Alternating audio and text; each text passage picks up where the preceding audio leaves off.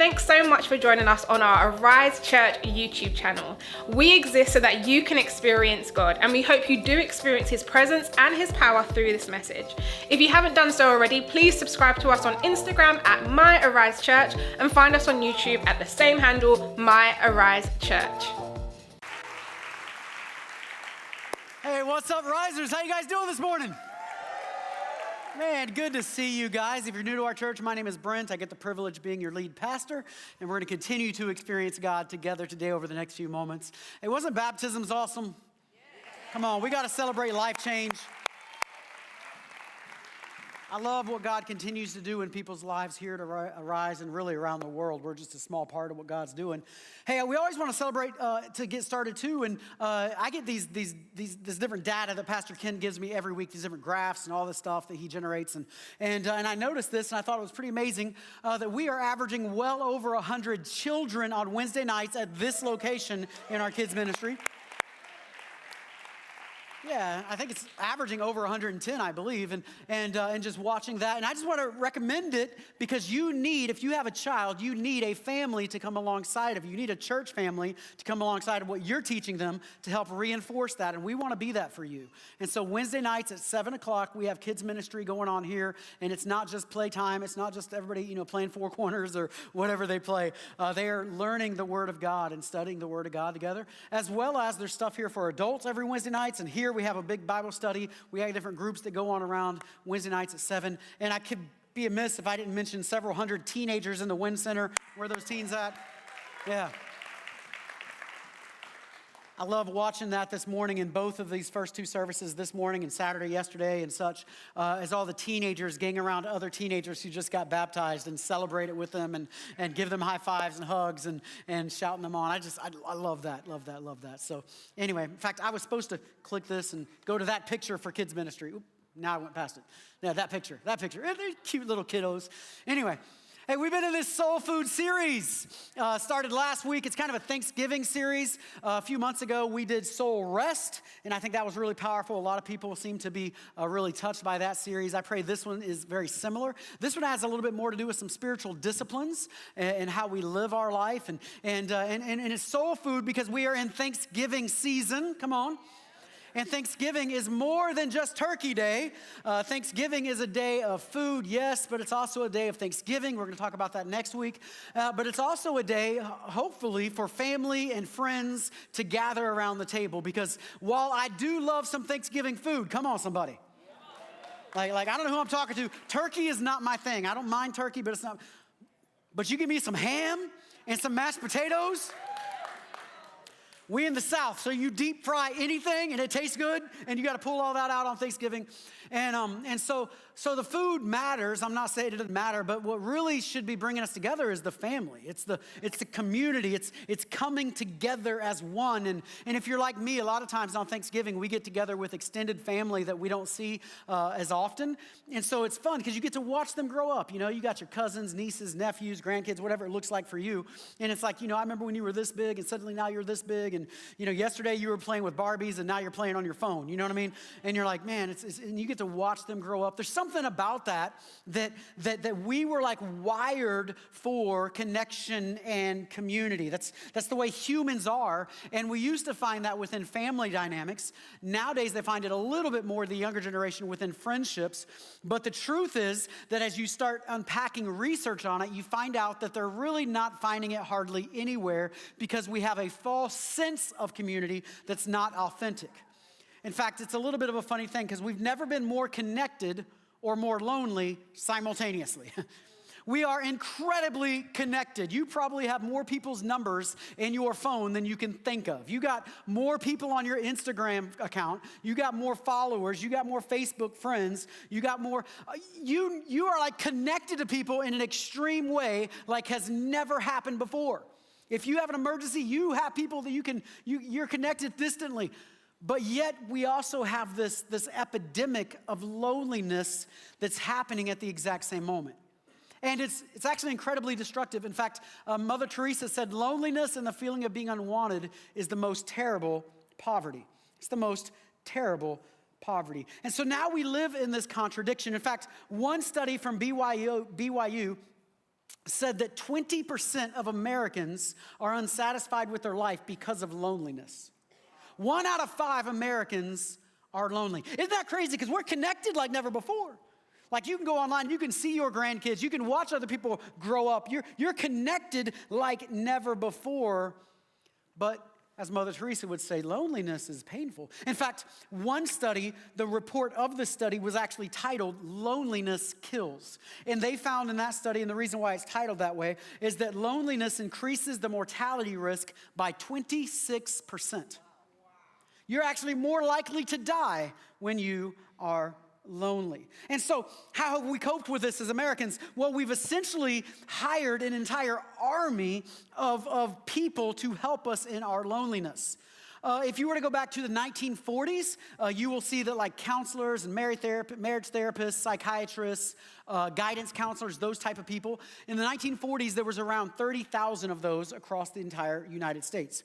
If you fast forward to the 2010s, there is well over 1 million of them, many of which have very specific things that they're targeting, like with academic work or marriage work or different types of coaches of different type.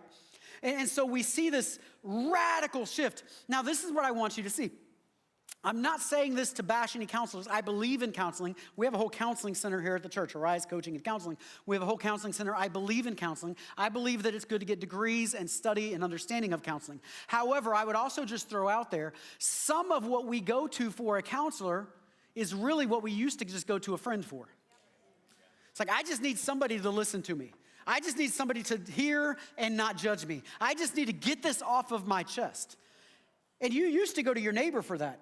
You used to go to your physical brother or sister or cousin for that.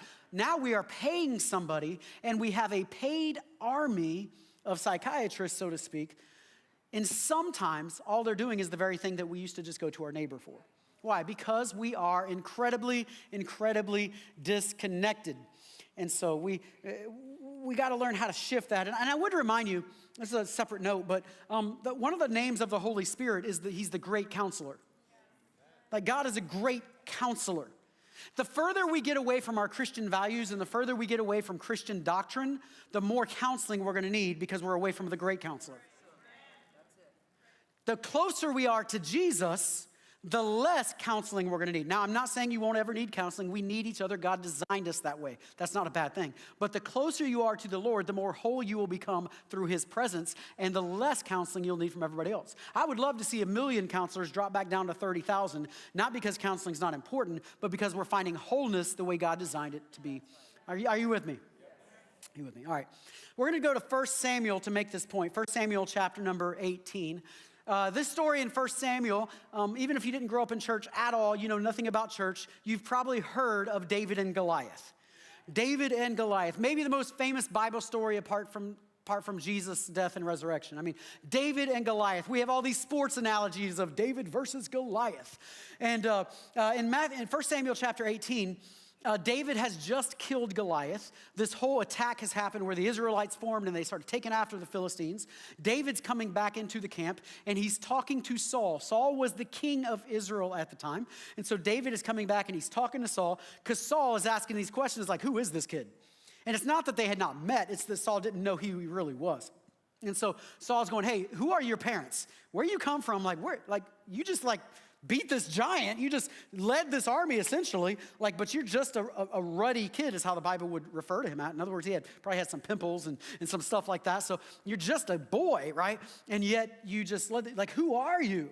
And so David starts having this conversation with King Saul. In that conversation, King Saul's son seems to be there. His name is Jonathan. Everybody say Jonathan. And Jonathan is King Saul's son. He's the next in line to be king of Israel. And he has seemingly watched all this go on. He might have been there when David tried on the armor that didn't fit and all this kind of stuff. I don't know.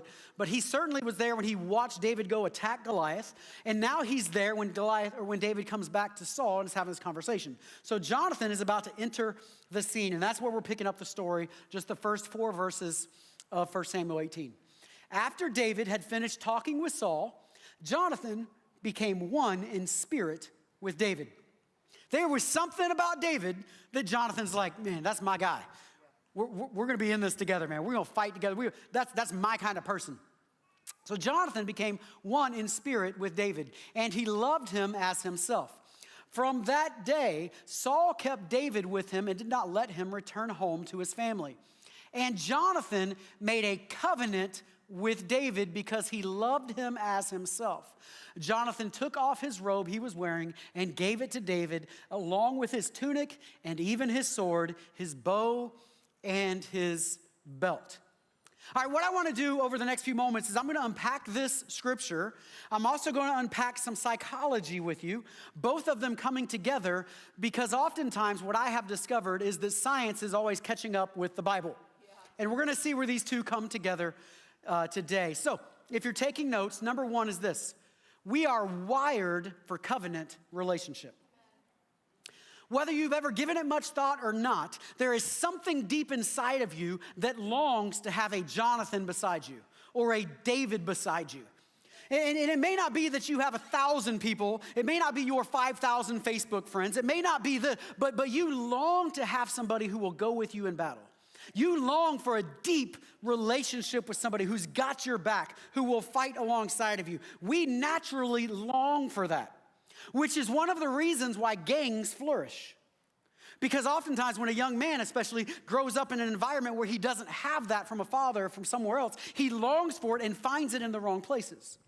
I remember watching a thing about ISIS at one point, and they were talking about how they recruit American young men in ISIS, and they were talking about these different videos and things. And essentially, it's the same thing, that these young men who are struggling to find identity and community, they find community within ISIS.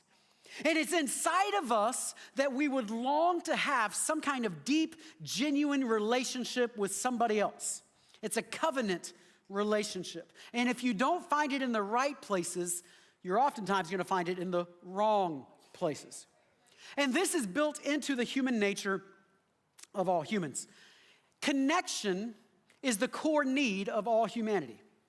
Now, there was a doctor, she's become famous because of her TED Talk that is probably the #1 TED Talk ever as far as watched, a doctor by the name of Brent Brown. And Brent Brown took it upon herself to research and find what is the fundamental need of all humanity. What is it that all of us need? Now, Brent Brown spent 6 years of her life and a lot of money, a lot of energy searching to discover through science and philosophy and reason and psychology what is the core need of all humanity. And after 6 years, she comes to this truth that connection is the core need of all humanity. That you need connection, that it's in you to have these type of covenant relationships, which, by the way, should not surprise any of us, because the great commandment of God is that you would be connected to Him and connected to one another. It is always funny how science is catching up to what the church has been teaching for a long time. And that frequently happens, not always, but very frequently. The great commandment is love the Lord your God with all your heart, your soul, your mind, and love your neighbor as yourself. That there is a connection that's going to happen first and foremost with the Lord, and then secondly with one another. Yeah. And what happens in most American churches is we will overemphasize the connection to God while underemphasizing the connection to each other. So what'll happen is I come in and I worship God. I think God's amazing. God's the best. I just, praise Jesus. I don't like that person right there. But the New Testament would teach us, Paul would teach us that you cannot say you love God and hate your brother. And so what tends to happen is we overemphasize, it's all about Jesus, it's all about Jesus. And Jesus is like this: the way you love God will be demonstrated in how you love one another. That you will be connected with your brother and sister, and that's going to be a witness to the truth of your connection with God. Are y'all with me? So it shouldn't surprise us when Brent Brown spends 6 years of her life to figure out what the Bible's been teaching for thousands of years, that it's connection to God and it's connection to one another. Now, when we don't have this connection, we end up in pain. And we long for that connection. Something's missing from our life. And the challenge is when you don't have that connection and you end up in pain, then we try to numb the pain. Well, when you numb one pain, you end up also numbing the joys. You cannot selectively numb your emotions. So I might numb my pain of loneliness at the exact same time numbing my ability to find joy in that relationship. and it's ultimately self-defeating to some regard. And you cannot selectively numb your emotions. Now, this is where, as a church, we have a tremendous opportunity. Because if your central need is connection, the church's job is to connect you to God and to each other. That's what we do. We have the answer. We have it. In fact, you would have it to such a degree that the original Latin for this would be called communitas. Maybe some of you have heard this. I've shared a little bit about this on Wednesday nights before. Communitas. Communitas is a degree of connection with somebody where you're willing to fight with them, where they are your safe harbor, where you have to have each other to survive, so to speak. Let me give you some examples. So there's communitas works in all kinds of ways. It's not just the church. But if you are in the military or ever have been in the military, it's always been a little funny to me how a Marine who spends 4 years of his 80 years on planet Earth in the Marines, 4 years will call himself a Marine the rest of his life. I'm not saying you're not. Don't boo me. Don't throw stuff at me. I'm just saying it's interesting to me how that works. And like I'll be in a service like this and somebody will say, hoorah, and everybody else will say, and it's like, you spent, I ain't hating, I'm just saying it was 4 years out of 80 years.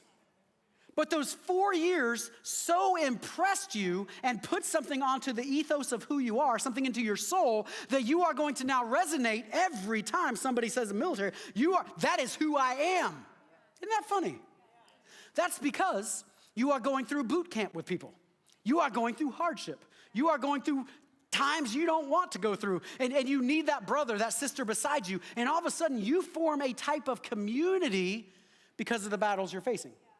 That community is even greater if you actually go into combat with somebody. If you're actually in a battle scenario, all of a sudden that community becomes even greater. Because if I'm in a foxhole with somebody, his life is in my hands and my life is in his hands, and we're protecting each other. And there will be a bond that's formed in such a way that you will never not love that person. You will never not protect that. That bond is incredible. That is what communitas is, okay? All right, for the rest of us, let me say it this way. Have you ever gone on who's gone on a church missions trip ever before? Like in another country. I need to add that in there. Okay. When you go on a church missions trip, what'll happen, especially if you're going really far away, like let's say you're going to Asia or somewhere not Latin America where it's somewhat similar to us, but you're going to Asia. All of a sudden, I'm going to tell you what's going to happen. You're going to get out of the airport. You're going to be all excited. You're like, I'm in China or wherever you're at, and you're going to walk into the airport and you can't read a thing. At least in Latin America, they use letters like we use in English. And in Asia, they're going to use these symbols and stuff. And you're like, what in the world? You can't even find the bathroom. If you had to go eat something, you would starve to death. If there's not pictures on the menu, you don't know what you're getting. All right, because it is a foreign culture to you, right? And so what will happen on this missions trip is that the 10, 12, 15 people or whatever you have on your trip, all of a sudden you'll start bonding with them because these people are the only one who gets me. Like those people, like, there's nothing against those people. They just don't understand me. I don't understand them. These people get me. So we speak the same language. We're going through the same hardship because nobody speaks Mandarin, right? Nobody can speak that language. Nobody can understand things there. I don't understand the stop signs and the red lights and how these cars work and how this thing works. I don't understand why they're driving on the wrong side of the road, right? I don't know. But these people, my 10 people in my group, they get me. They get me. And if you ever get lost from those 10 people and you're out by yourself, oh, it's scary. Because you're like, what do I do? I don't know where I am. I don't know where to go, right? But as long as you're with those 10 people, you have a safety, okay? This is the same reason why all over New York City and large cities like that, you'll have barrios. Where are my New Yorkers at? I know. I'm surprised y'all ain't louder. Y'all are usually louder. Yankees. Just teasing. In New York especially, you'll see it because you'll have a Puerto Rican barrio, a Mexican barrio, a Cuban barrio, a Chinese barrio, a Russian barrio, whatever. You got all these different like segments of the population. Why? Because when a Russian comes to the United States, they don't understand the United States. So they got to get around other Russians who understand, and I feel comfortable around these people because this is my people. This is my culture. Are you with me? Okay. When the Church of Jesus Christ was formed, it was a part of a culture that was so pagan, it was like walking into China for a missions team. You walk around going, these people are crazy. What are they doing? I'm not acting like that anymore. And I need a group of people. I need a select few, 10, 12, 15, 20, 2,000, whatever. I need people in my barrio that understand my language. Are y'all with me? When the church starts to look like the world, you no longer need that. Can that sink for just a second? Like let it settle on you? Because now you don't need a communitas. You don't need each other because the truth is I'm just like them. But as the church comes out from the world and looks like Christ again, you're going to need people that understand you. You're going to need people that can pray for you. You're going to need people that go like I understand this faith stuff, like they don't get it at all. But you and I, like we got this faith thing down, right? My kid is acting crazy, and at work they don't know what to do with it. But you and I, we know how to handle this. And there is a subculture called Christianity where you bond with one another, and you can bond like the military, like a mission stream, to such a degree that if you mess with, if they mess with me, they're messing with you. And if they mess with you, they're messing with me. Because we're in this together. And like a missions team, it can be so valuable that if you ever get separated from the church, you should find yourself going, oh my gosh, I got to get in a church somewhere. Because those are my people. You were created for covenant relationship, partially with Jesus, ultimately with Jesus, and then through Jesus with the church. That we would be one together and be with each other. We are a subculture in the Christian church within the larger church. Are y'all with me? Is this making sense? So, this communitas begins to happen. But now we got a challenge. So the core need of humankind is connection, right? That's what Brene Brown said. That's what the Bible says. But then Dr. Brene Brown said, well, this isn't working because people aren't finding connection. Right? We're all got Facebook friends, but we're not really connected. And so it's not working. Why is it not working? So she spent another 5 years to determine why it's not working. If you and I need connection, why don't we have connection? And the number one reason she found was shame. Shame. That we don't connect because of shame. You know what shame is?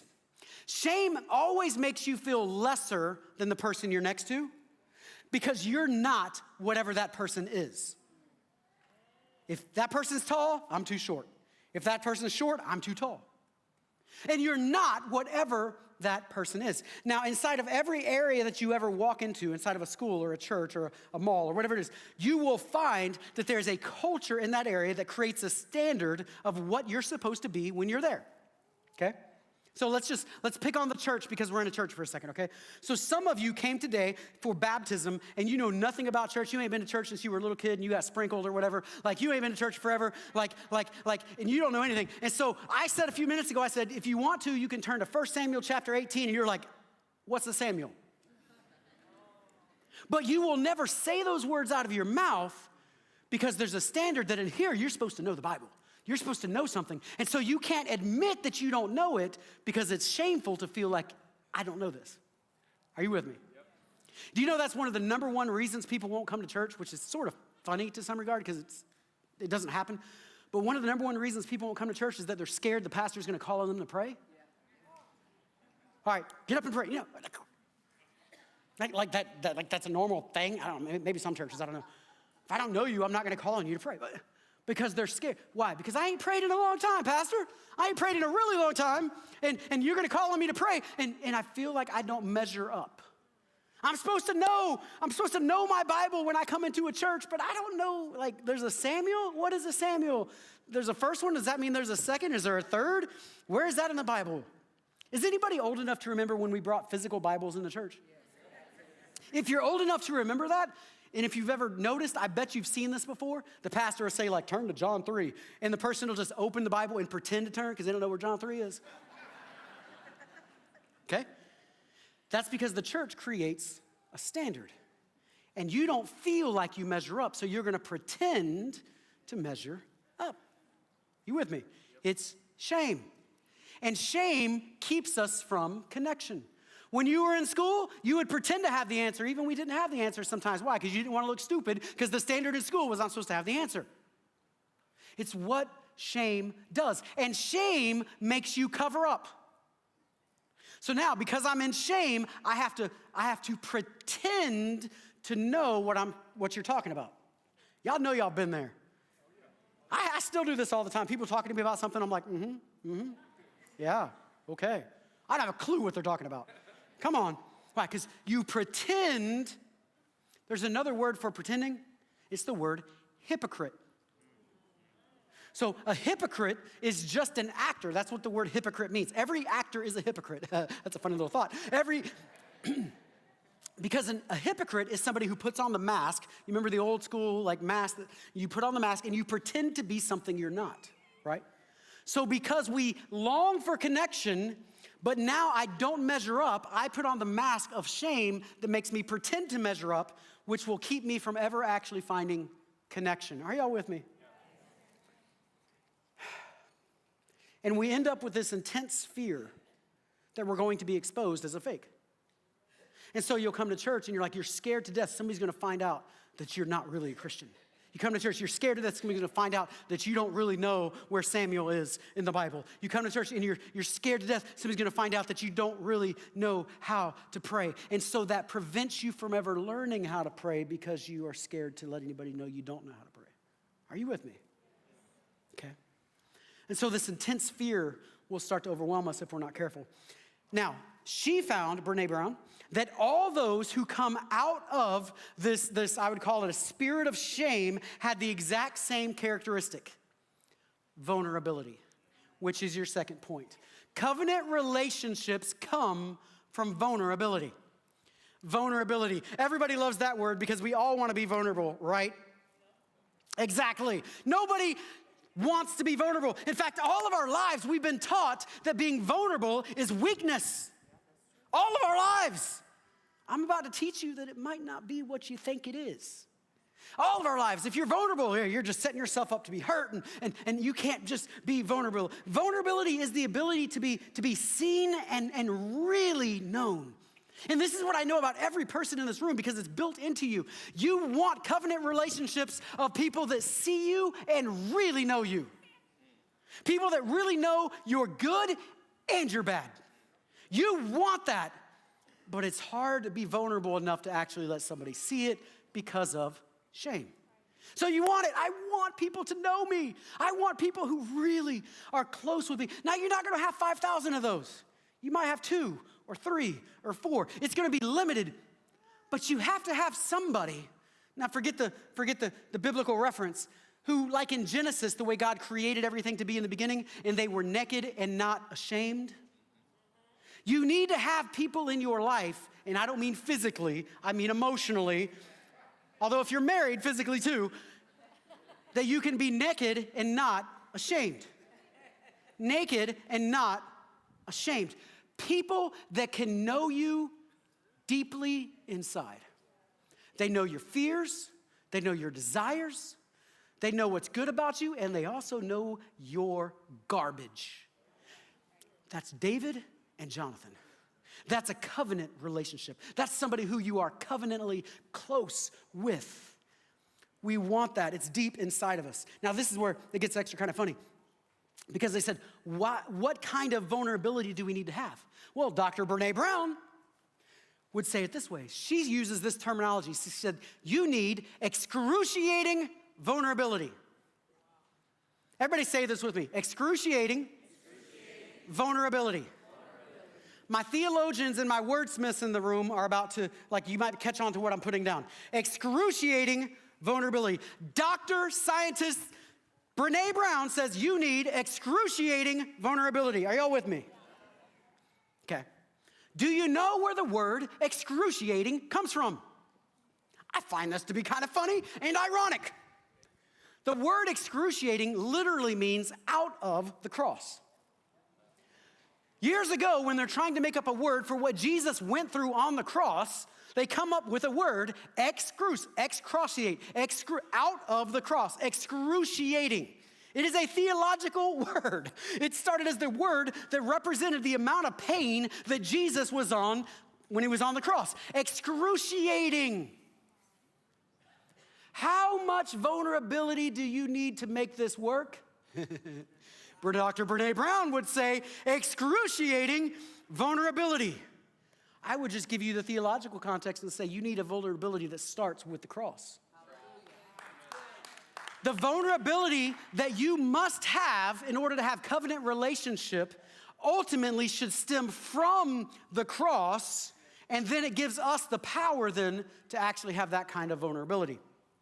So let's get back to our text. So Jonathan becomes vulnerable with David. Watch, I'm going to give you a couple things about this passage you may have never seen before. One, when Jonathan gave his robe, he was laying down his identity as a prince.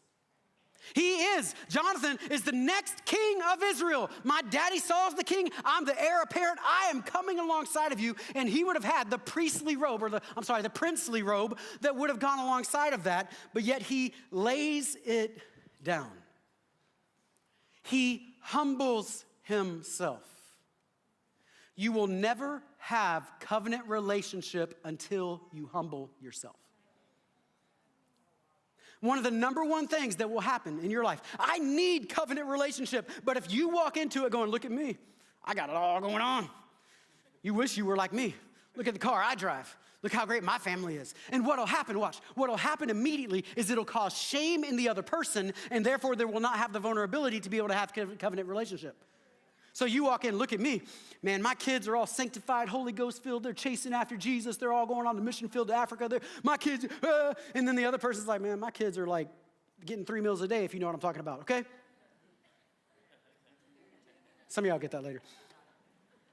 And all of a sudden, because one person is bragging about their life, the other person will never have the vulnerability because of the shame that they have that they don't measure up to that standard. You know what standard we all measure up to? The standard of the cross, the standard of excruciating vulnerability, the standard that says we come humbly before God because the foot of the cross is the same level for every one of us. Are y'all with me? And so we cannot come as if I'm something and you're not. You'll never have the covenant relationship that you need. It's a type of selfishness that'll make you the dominant figure and everybody else is trying to live up to that, and you'll never have it. You need people that can walk in and just be real. People that can walk in and just be like, man, I'm as jacked up as you are. And it may not look like it on the outside. You think I have this or that. And I can tell you, you don't even know who you're sitting by this morning. We got some jacked up people in this church. I do some counseling with some of y'all. Y'all are nuts, man. And here's the good news. You're all nuts. Like you're like all of us. Like we're all of us, like we just a bunch of, our church should be called planters. Like we're just a bunch of nuts. Like everybody to some degree. You can't walk in and act like you got it all together. Yeah, we know better than that. You might have this area of your life together, but this area might be falling apart, right? So you got to walk humbly, humbly, humbly. We would use this word in our church all the time. It's one of our core values, authenticity. We say it this way, it's okay not to be okay. In our church, it's okay not to be okay. And this is why like our church is just weird compared to some places where it's not authentic, because we are going to be boldly authentic. And so like a couple weeks ago, 3-4 weeks ago, whatever it was, I talked about pornography in the church, and I told my story from pornography. Now to me, that's normal because I've learned to be vulnerable, right? So I walk up, I tell my story of pornography in the church, and all of a sudden I walk out, and I must have had 5 or 6 people greet me before I ever got over here, and they're like, Pastor, I can't believe you shared all that. That was so good. I had retired pastors catching me in the hallway going, you got courage. I'm going to use that word, not the word he used. So you got courage to be able to stand up in front of your church and share that. And I'm like, watch this. I thought vulnerability was for the weak. How come everybody's telling me I'm strong? I thought weak people are vulnerable. But you find out as soon as you actually are vulnerable that there's actually a strength associated because it brings everybody down to the same level. And you can start to have covenant relationships. Second one there, when Jonathan gave his armor, he was becoming open to pain. We all have armor. You've been hurt by things that have happened in your life. You've had people abuse you. You've had people hurt you. We've all had moments where we've had to put on armor. And some people are still living in the armor from 50 years ago from somebody abusing you. And you've never learned to take off the armor and be real. Why? Because it's opening you to pain. And pain is painful. And I don't want any more pain. Therefore, I'm going to put on my armor and I'm only going to let you get so close to me. But the problem is the same people that can bring you pain are the same people that can bring you healing. The same people that can hurt you can heal you. Because that's the way God designed the church to work. Yeah, God can do a supernatural thing in prayer, but sometimes that supernatural thing is not through prayer. It's because you get in a close covenant relationship with somebody and they speak some truth and they pray for you and they love you. And sometimes the healing actually comes because of a person. And the person you're scared is going to hurt you might be the person that's best suited to help you. But you'll never know because we wear armor. And we all end up wearing armor. We all end up wearing armor. And if we're not careful, it'll keep us from ever finding healing. The third thing there in your notes, when Jonathan gave his weapons, he was giving away his ability to attack. These two things go very well together. If you're going to take off your armor, then if both of you are going to take your armor off, then both of you got to drop your weapons. Because some of us can attack, and some of us were born in generations and in families and in paradigms where we were taught to attack. That's how you survive. And some of us, our tongue is a weapon that we know exactly how to destroy somebody with it, and you got to drop that weapon if you're going to have covenant relationship. This is why betrayal is such a deep, hurtful thing. Because typically with betrayal, you have dropped your armor and you have revealed your soul, and then that person has then stabbed you.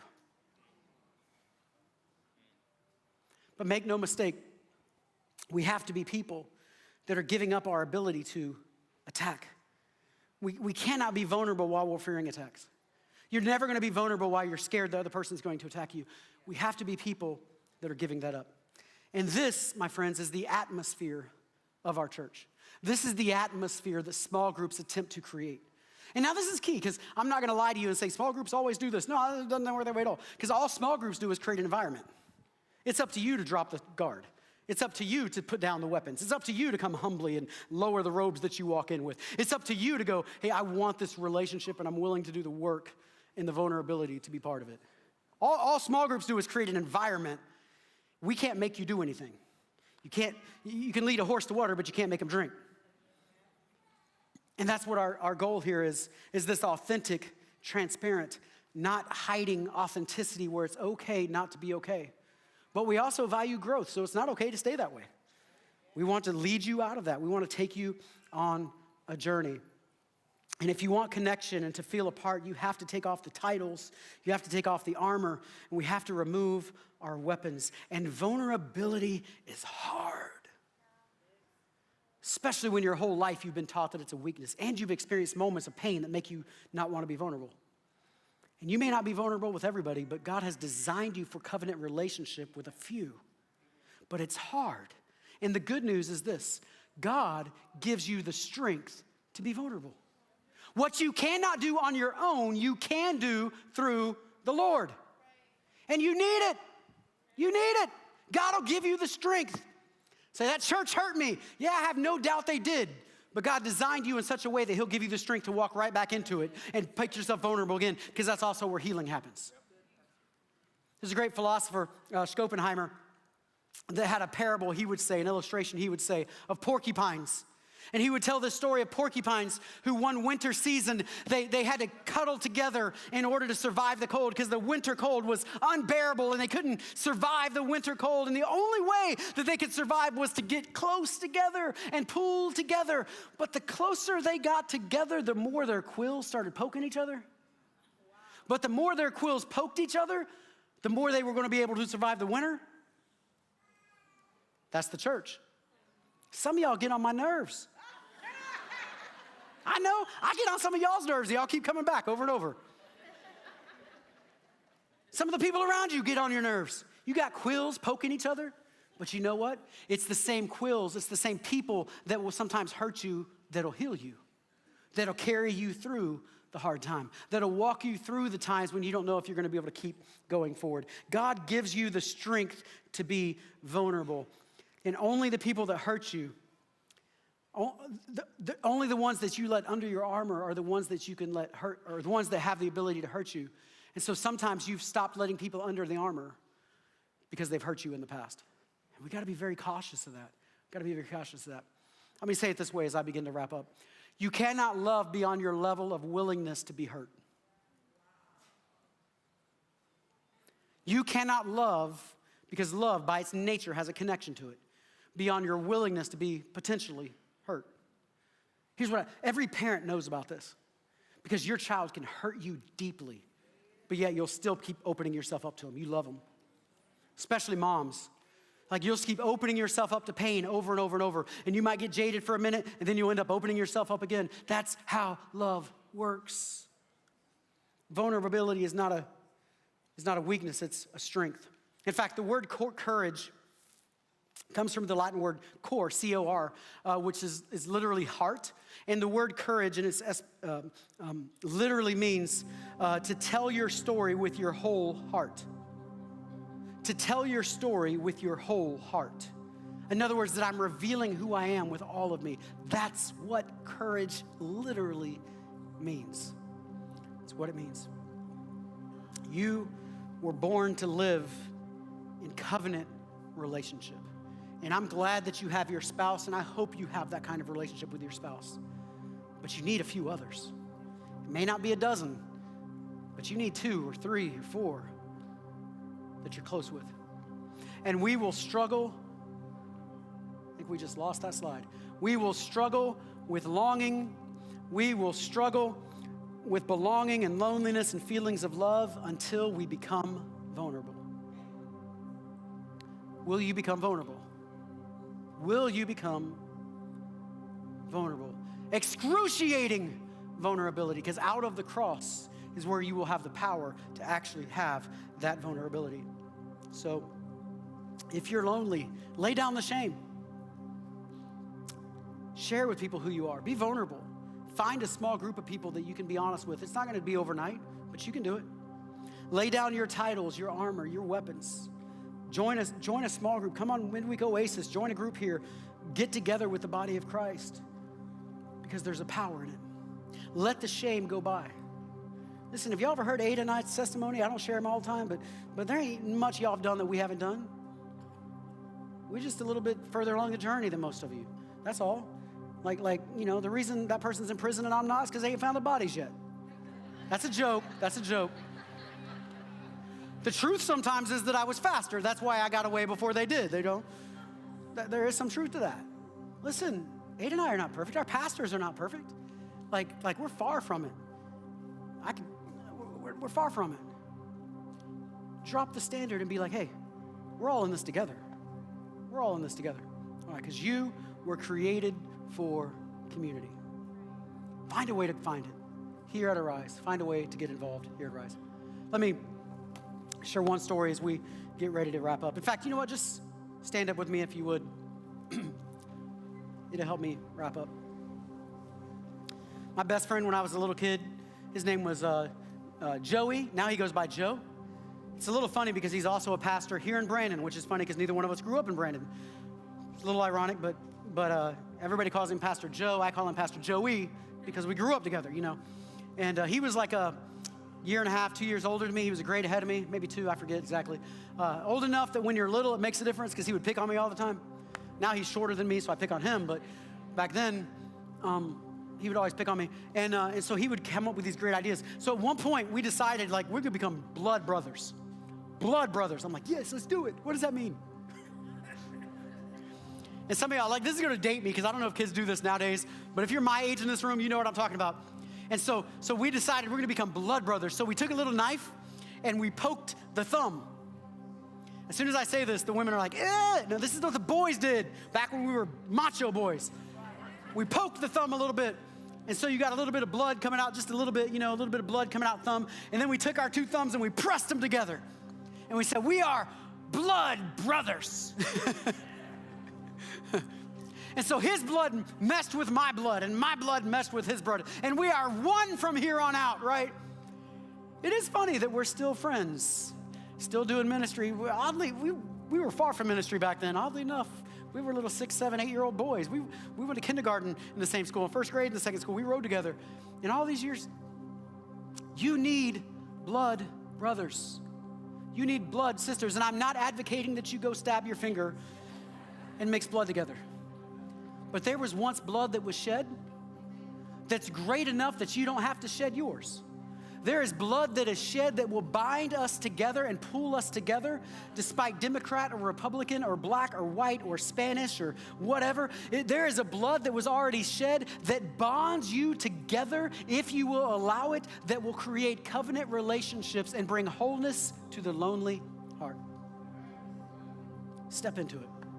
Step into it. It's excruciating, but step into it. It's out of the cross. It's excruciating, but step into it. There are some of you here, and you may not know Jesus Christ as your Lord and Savior. And before we go any further in this service today, I want to give you an opportunity to surrender your life to Christ.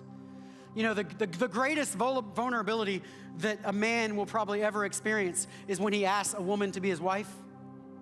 Y'all know what I'm talking about? Like, women, y'all don't know anything about this because it's just like all sweet for you and all nice. But the man, like his entire world hinges on what you're about to say. And oftentimes you don't say anything right at first. I asked Ada to marry me. We're at a dinner theater. There's all these people in the room. We're at this place. It was all, I worked it into the show. They bring us upstage. Ada turns around. I'm down on one knee. I got the ring out. And I said, will you marry me? She didn't say yes. She said,